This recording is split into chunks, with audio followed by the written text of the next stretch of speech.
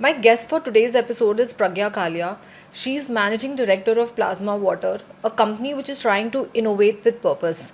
Welcome Pragya to Game Room. It's great to have you here. Thank you, Swati. It's really wonderful to be with you and chat with you today. Pragya, would love to understand, what is it that you guys are doing? What innovation is happening with purpose at Plasma Waters? Okay, let me just first explain to you what is this technology all about.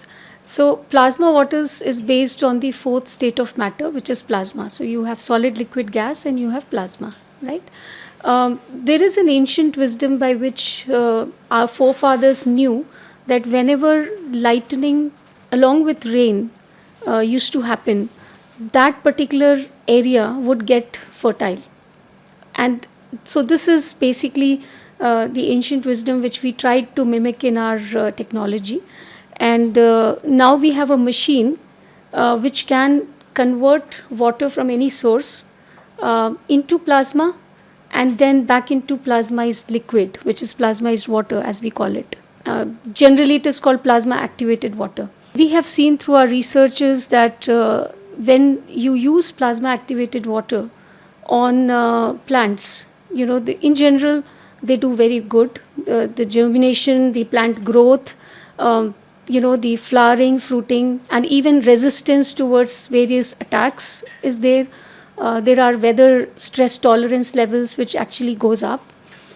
So through these researches, when we found that it has amazing impact on the plants, we decided to work further towards agriculture, because as you know, we are literally knocking the door of food crisis. Actually, it is already there. 300 million people, as per one of the latest reports, actually went. They still look for.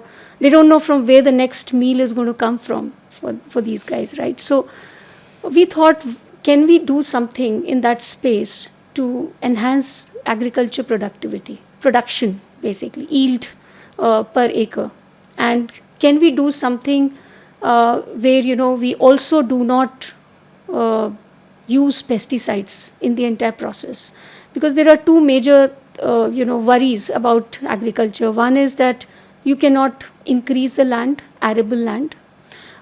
If you do that, then you are going to actually cause more damage to the climate, to the planet Earth. Second is that during agriculture process there is lot of pesticides and chemicals which are used. That is very harmful for human health, as well as extremely polluting for the water. For the agricultural runoff actually pollutes the water. It's also we have seen that in spite of continuously using chemicals, which was the green revolution theory in the beginning. If you see, the green revolution was chemical based, the first green revolution which happened. So there we have seen that excessive use of chemical has caused greater damage to the soil, to human health, to water, and to environment in general. Okay, so we said, can we do something which is, bringing the best of two worlds together? And I can very proudly say that that's what plasma water technology does. So, in nutshell, you would supply water which has plasma as a content to farmers and help them cultivate, vegetables or fruits which are free from pesticides. Is that what you would offer to farmers? Yes, so our plan is basically to provide crop services to farmers. Okay, so we can do seed treatment as service, and we can do complete crop, cycle service, right from seed treatment to crop spray, which is called foliar spray, like how you do pesticides spray. Instead of that, you do plasmized water spray. So our idea is to give plasmized water as a service, so that farmers can benefit in terms of both productivity increase, as well as they benefit from the sustainable agricultural practices. So Indian farmers typically are, are poor. They are not able to afford, something like this. And Yeah. hence, if you look at organic vegetables, versus regular vegetables. Organic vegetables, prices are skyrocketing. So typically, how easy or difficult has it been for you to implement this in India? Well, Swati, I wouldn't say that we have still faced that because we are quite early in our journey. And as of now, so the company was, formed in September 2022 in India. It's a 100% subsidiary of our parent organization from US.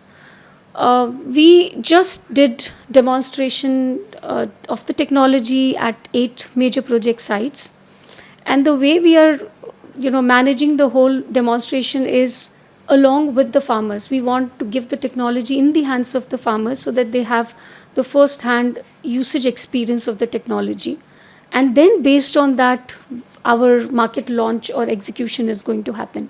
So we haven't commercially launched it yet. We are about to launch it. So which, because you guys are globally present, so which country do you see that there is maximum acceptance from the farming standpoint? With this 1.5 years of experience in India, the entire global team is actually very surprised because see, we have an image that our Indian farmers are not educated, they don't understand. It's absolutely wrong. In fact, if you ask me, they are the researchers and the scientists for me. The kind of experience and wisdom that they carry is unparalleled. So my experience of working with the farmers in India is that when I go, I have to, of course, I have to simplify the technology execution in front of them. So we say, okay, bring your seeds. We do the treatment in front of them, ask them to sow the seeds, and then ask them to actually see the results for themselves. Okay, and we have done it in a very inclusive manner along with the farmers, and we want to build the whole model also along with the customers. That's our goal. And we have seen that the farmers in India are much more progressive from their mindset. I haven't got any pushback. Okay, you have to be transparent and honest with your customers. That's the philosophy I personally have, right?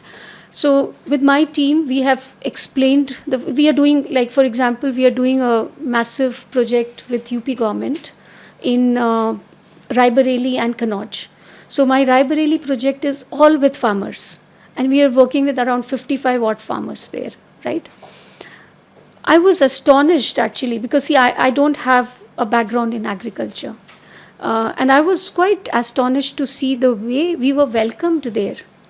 All we had to do was just, tell them about the technology in a simple words and then show them. And seeing is believing. They actually worked with us for 6 months. They saw, we worked on potatoes, mustard and wheat. And they saw the results of the produce. They saw how the plant is really flourishing. They did not use an iota of chemicals during this trial.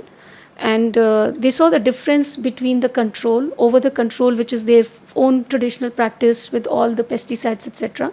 They saw that the results are visible, and we almost, there in UP, we got almost on an average of 35% upside on the yield on all these 3 crops. And that was, no farmer would ever say no after seeing this. Okay, so I think it's all about how you are really launching the technology to the farmers. And also second thing is the second question comes to their mind the moment this was successful. They asked us, what is going to be the price? Yeah, because that's the next natural question. If the technology is really path breaking, it's amazing, and it's giving so much of results, then the next question is, this must be expensive. So what is the price that you're going to be giving us? Okay. And then we said that we are going to actually work with you on that. And we are just looking at not increasing your cost. We will first, when we will launch it at the price at which you are cultivating right now. So if your cost is X of various inputs that you're buying, and the inputs that we are replacing, we just replace the cost of that input, and that's what we are going to be charging you. The other thing which is very important to note is in this technology, it's not just the cost side. when we have seen that the yield quality increases, as a result of which the farmers are getting better prices in the market. Okay, if your yield quality is really good, then there is uh, normally you get better prices in the market, right? So that's something which they are also experiencing. So there are two factors which they feel ready. One is that the cost is same. Second is that they have higher revenue, because now they are able to produce more, and they are also able to produce better quality. Okay, somebody asked us, one of the farming community ecosystem provider asked us that if you produce more for the farmers, the prices are going to go down. They will not get good amount of prices. So we have partnerships to really manage that kind of situation. Suppose I'm growing somebody's production, and if the farmer doesn't have wherewithal to really store the produce to really sell it at the right price, then there are market linkages organization. So we have one of our partners. We're very proud of this partner called Samunati Agrofinance. So we're working with Samunati Foundation to really help solve all these practical problems that farmers are going to be facing as a result of productivity increase. Okay. So to answer your question, I feel Indian farmers are very progressive. When you launch a new technology, you have to just think from their perspective. Can you bring the technology so that 85% of the small and marginal farmers can use the technology, or are you just focused on those top 10 to 15%, wealthy, large, rich farmers? So it depends on that. So our strategy is to go with the small and marginal farmers. Of course, we have nothing. I mean, we are not going to be shying away from the large ones, but our focus definitely is to ensure that this democratizes, the benefit to everybody. Pragya, what is your view in terms of India contributing towards global food security? It's a beautiful question, Swati.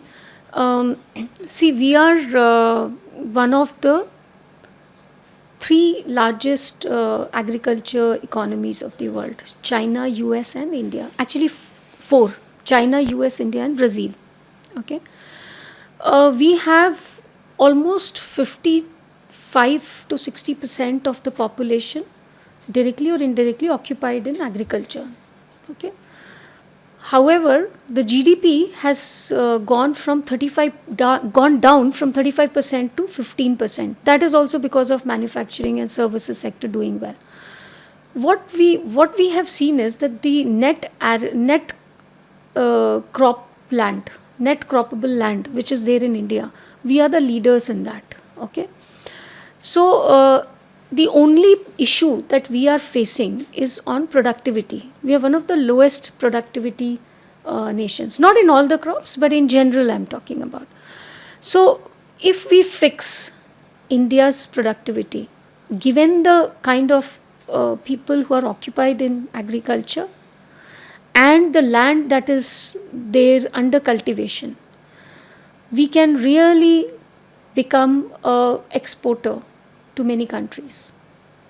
Okay, and this is where I feel that if we fix the productivity of India, and we also do the similar things in Brazil and US, and those are our three focus countries as well, right? We can solve to a great extent, we can solve this problem which is knocking at the door. The other thing which is very important for you to know is that while India produces, I mean, in some of the crops, we are the largest producer: wheat, rice, sugarcane. But there are many other crops that we have started doing. For example, we have one of the finest research bodies and institutions housed in India. We have organizations like ICRISAT, which is in Hyderabad only, this town, right? And we have ICAR, which is in Delhi. We have millet research institutes. We have rice institutes, which is there, ERI, which is there, right? We have some of the largest, well-known international research bodies in India.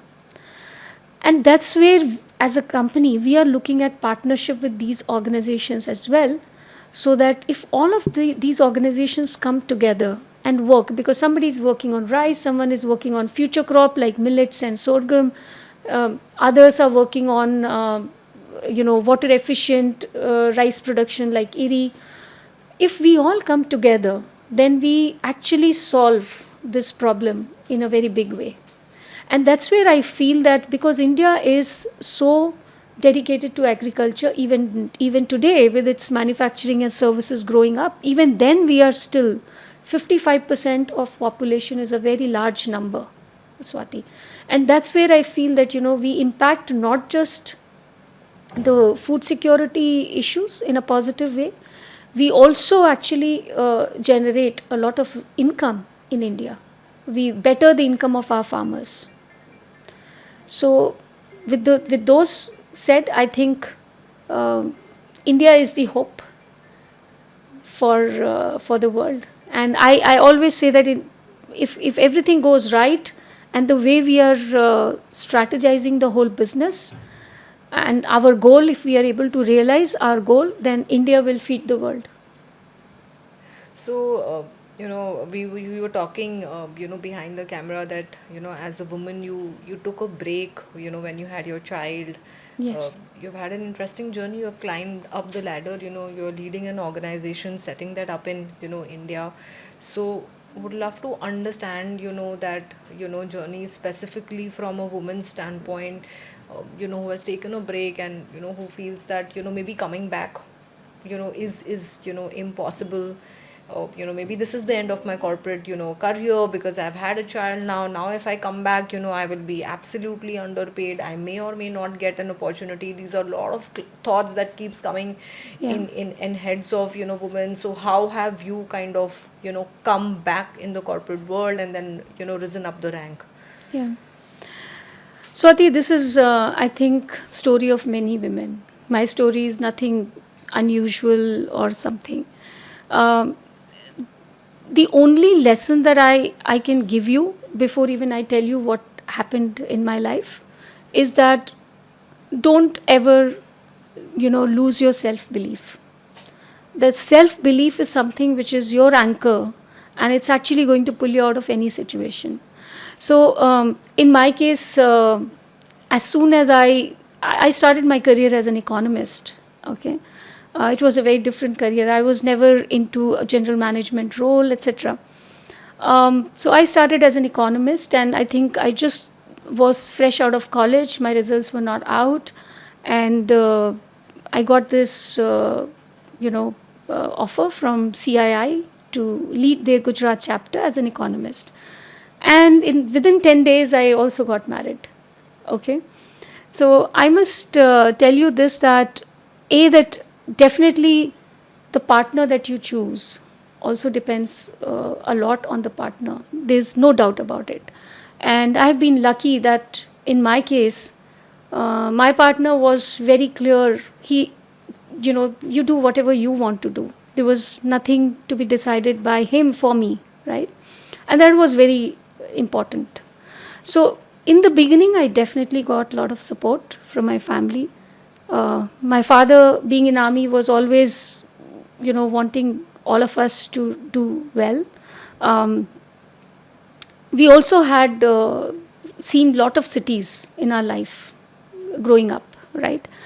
So when marriage happened, there was a decision whether to leave the job and join your husband in the location, right? So initially we decided 6 months. We were kind of soon after marriage. We were in our respective cities working, and then a lot of parental pressure started pouring in, that from both the sides, that you guys need to live together and figure it out, and how do you really take your career, and both careers are important. So this is something which I always heard from our parents, that both careers are equally important, but figure this out. It's not a solution to really live apart, right? So then initial part of my career, I made the moves. So I actually left. So if you see, in the beginning, it had been very small, shorter stints, I would say 2 years, Yeah, 2.5 yeah. years. And but then it was not that since I was the woman that I took those hits. It was not like that. it was a collective decision also to see as a family unit. At this juncture, who has to really, which career has to be really at that time supported, and who does the sacrifice. So in the beginning, it was that, and there is no doubts that more often than not, it's the woman's career which gets sacrificed. Okay, and I think so. In the beginning, it just went like that, and I joined the corporate. I would say the general management role in ExxonMobil immediately after marriage. But worked in CII for almost 1.5 years. Then moved. So that was one point where most of the women, they fall off the grid when they get married. So mine was still stable. It was, I would say, I was still in the active work life, but I had moved pretty quickly from one organization to another.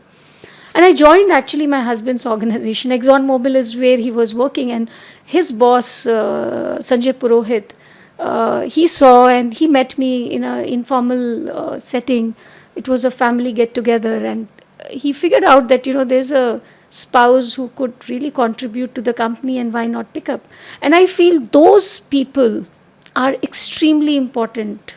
And I was lucky, I would say, that Sanjay was in our life and he pulled me back into the career. So I had just come to Coimbatore to join Anirudh, and it was just a matter of 6 months that I got hired into ExxonMobil. So from there, everything was smooth. And then the second, I would say, milestone was when my son was born. And that is when I took a break. Okay. And that was again a conscious decision. How long was this break? My break was close to 1.5 years. Close to 1.5 years. And I was in Ahmedabad at that time. And there's a story actually. So we had shifted from Coimbatore to Ahmedabad. Anirudh had joined a new organization. And I wasn't aware that I'm carrying. Okay. So I went for an interview with one of the leading banking organization, a BFSI company. They are the leaders. And I got through. They were looking for a Gujarat head at that time. I got through the interviews, all legs were completed, and then final leg was the pre-medical examination. And that's when I figured out that I'm carrying. Oh, wow. And you know what, Swati? That was one experience which I think reshaped me as a woman. The offer was pulled back. Really? The offer was pulled back. Okay? And I was shattered. I felt, you guys still have 9 months. The probation period is 6 months usually, right, in the organization. And I felt, this company has 9 months. Because I'm going to produce the baby only after 9 months, right? So I'm still going to be in the probation. And if my work is not up to the mark in 6 months, you still have the opportunity to say no to me. You need not confirm me, right? But if I prove in 6 months, why would you not give me maternity leave after 9 months? And why would you not hire me? Why will you pull back the offer? So I was really, that was one, I would say, moment of my life when I was really very, very sad. Lowest point of my life, I would say, professional life. And then I said, okay, no problem. This is not going to be, this is a lesson for me that if I get an opportunity, such opportunity in life, later part of my career, I will remember this hurt. And I'll ensure that no woman will ever go through, at least in my organization, this kind of experience, ever. So that was one lesson. I left it at that, but yeah, I started working for an NGO. So till my baby was born, till 8:30 p.m. on record, I can tell you, I was working, and I gave birth to my son next day at 7:07 a.m. So I continuously worked till my last. And that was something which was in me, which made me work. And I enjoyed my entire pregnancy along with this work, because I worked with parents and teachers and also with children. So it was an amazing experience. Then I took a break for 1.5 years. Post that, there was again a question which came. She has a break now, so wherever I went, and between this, immediately after my son's birth, we moved to Bombay, and that's where we have been ever since. So there was a question, what do I do now? How do I begin? And this is a common question to every woman who has taken a break, right? Then I said, okay, it's important that I do not carry this, confusion in my head to the interview. So I need to be, first of all, very clear that I'm going to be leaving behind a 1.5-year-old. He was 4 months, less than 2 years, back home or back in the creche. And will I be able to focus? Will I be able to do this? Because by then you are so attached with your child, that you don't want to really leave your child even for a second. And I am very close to my son. So then it was, I would say it was a self introspection month for me, almost a month. What should I do? And there was no pressure on me to begin or not to begin, whatever. So I started, actually, I said, okay, let me start, let me bring myself back into the corporate world and at least start the search. Okay, so I began the search, but I was preparing myself mentally, emotionally, to be strong enough to leave this 1.5-year-old and go to work. And I think that is one of the most decisive moment for a mother. And I would say that,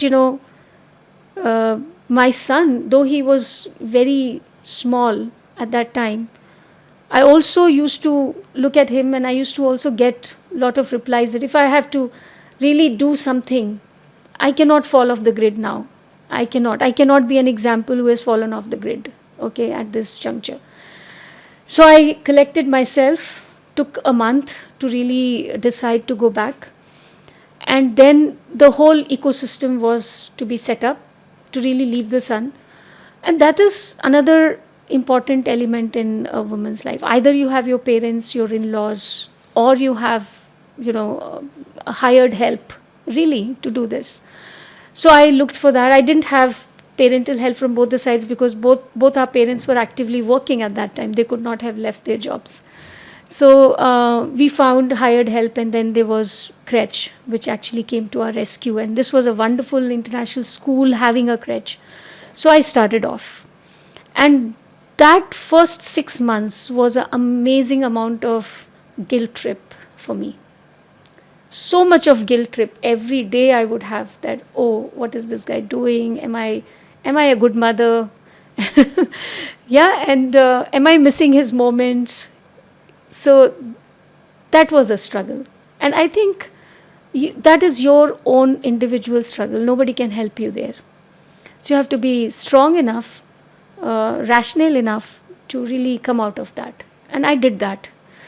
Somewhere meditation definitely helped me in that as well. Okay, to really think rationally on both the sides. And you have to manage both the worlds, and there is too much of pressure on you physically, emotionally, mentally. And I have been through that pressure. Because my job was not a job where you are just going to office 9 to 5. It was so I joined back in IFP as a business head for Mumbai. And it was a very stressful job. You have a P&L leader. If you're a P&L leader, you have clear-cut targets, and you have to achieve those targets. So I used to travel, and then you have to also educate and train your partner to really support the whole travel side of your job. Okay, because when you are gone for say 2 or 3 days, then somebody has to really do those things that you were doing for your son, right, or for your child. So I think it's been a learning for me, and I would say stay strong, don't lose your self-belief, and just move on. I think everything else falls in place after that. Oh, very interesting. I have two small kids, so I learned a lot of lessons, from your story. So thank you so much for, joining us. It was a very interesting conversation with you. If you have any last message for our audience, please, do share that. I would like to give the message only to women right now. And I have seen a lot of women actually very, very, uh, talented women out there really kind of repenting that they left the corporate careers. I think they should all come back. Now the time is very different. In my time, when I was coming back to the corporate world, there were fewer options. Now there's no dearth of options. You can become a startup entrepreneur. You can begin your own journey. You can be your own boss. You And can do now I so think many people love to things. hire returning mothers. Yeah, there's And so many there MNCs who is run this program. absolutely, and there are a lot of support ecosystems which are also there in the people have, I think, grown up, I would say.